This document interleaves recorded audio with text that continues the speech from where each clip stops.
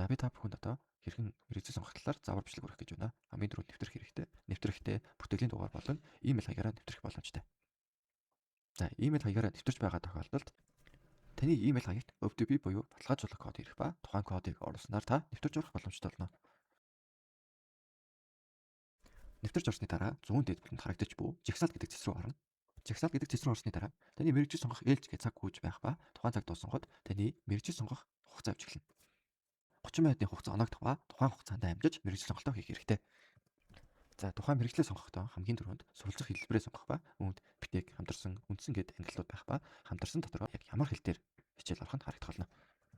За мэргэжлүүдийг бүлэгт ангилсан. За жишээ нь 2 дугаар бүлэгт оноог нийгэм болон англи хэл, 1-р бүлэгт математик болон англи хэлний оноогоор дунжилж мэргэжлээ сонгох боломжтой.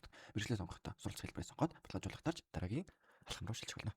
За энэ алхам дээр та хэдий мэргэжлээ буруу сонгоод баталгаажуулсан бол шууд туслах боломжгүй. Тухайн хугацаа явж дуусны дараа таны энэ мэргэжил рүү автоматар туслагдана. Хэрвээ та мэргэжлээ зөв сонгосон бол төлбөрөөдөлж өөр хүн таны энэ мэргэжлийн судлыг авах боломжгүй болгож байгаа. Хэрвээ та энэ хугацаатаа төлбөрөөдөлж чадаагүй бол таны энэ судал автоматар туслагдах болно.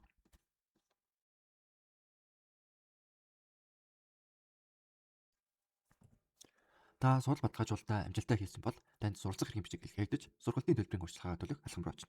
Та сургалтын төлбөрийн урьдчилгаа хийснээрээ дараагийн алхам буюу гэрээгээ байгуулах алхам руу очих болно.